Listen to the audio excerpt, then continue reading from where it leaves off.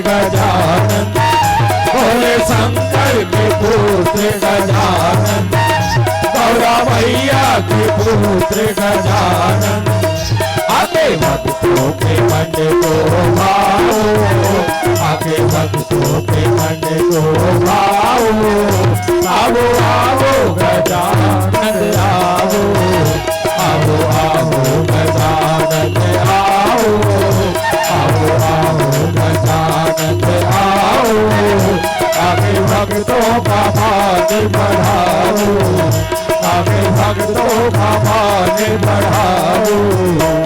ओम गणपति नमो नमः, सिद्धि विनायक नमो नमः, अष्ट विनायक नमो नमः, गणपति बप्पा मोरया, गणपति नमो नमः, सिद्धि विनायक नमो नमः, अष्ट विनायक नमो नमः, गणपति बप्पा मोरया।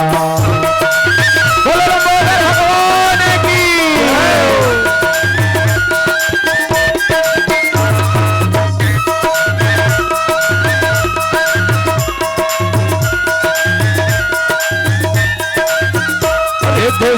से को संग मिलाना, गौरा मैया को भूल न जाना, रिद्धि सिद्धि को संग मिलाना, गौरा मैया को भूल न जाना, आने तेरे लगाओ, आने तेरे लगाओ, आओ आओ गजानन आओ, आओ आओ गजानन आओ, आओ आओ गजानन आओ, आके भक्तों का मान बढ़ाओ, आके भक्तों का मान बढ़ाओ, आके भक्तों का मान बढ़ाओ, आके भक्तों का मान बढ़ाओ। मोह मूला बहु सोल प्रदा हो राम, मोह मूला बहु सोल प्रदा हो राम, जागहु तप अभिमान हो राम, जागहु तप अभिमान हो राम, भजहु राम रघु नायक राम, भजहु राम रघु नायक राम, कृपा सिंधु भगवान हो राम, कृपा सिंधु भगवान हो राम। सियावर रामचंद्र शंकर हरि बोल। वरना नामर्थ संहाना, रसानाम छंदसामपि, मंगलानाम च कर्तारो, वंदे वाणी विनायको, लोकाभिरामं रणरंगधीरं, राजीव नेत्रं रघुवंशनाथं, कारुण्य रूपं करुणाकरन्तं, श्रीरामचन्द्रं शरणं प्रपद्ये। श्री तुलसीदास जी के पद कमल बारंबार मनाओ, गुण गाओ सिया राम के, हनुमत हो सहाय। लखन सिया रामचंद्र की जय।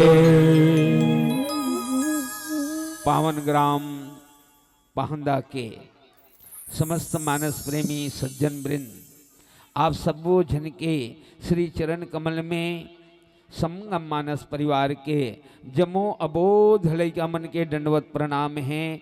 आवन चलन सुंदर कांड के दोहा नंबर 23 में चर्चा करबो। जी हाँ, गोस्वामी तुलसीदास जी एक रावण और हनुमान के एक संवाद है, एक चर्चा है। एकर से हमला जीवन में शिक्षा लेना है। तो राम कथा के आयोजन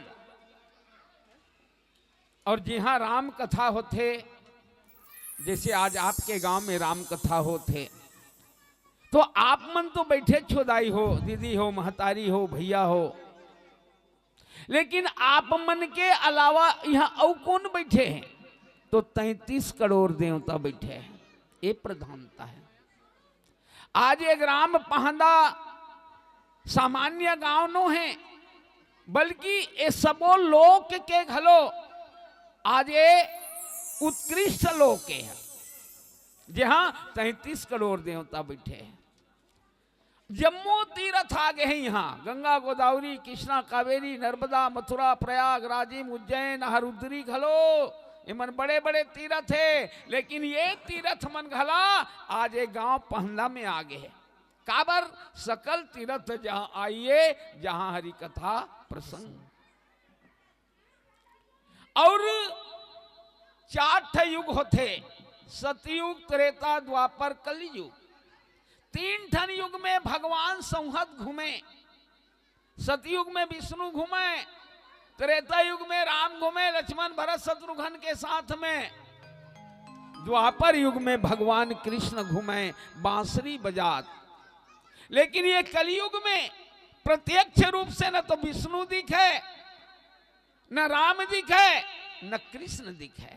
तो काबर नहीं दिखे? वो तो है, उनकर पतन नहीं होए, एकरे कारण मतलब भगवान कहे गए, उनकर पतन नहीं है। लेकिन उमन काबर नहीं दिखे?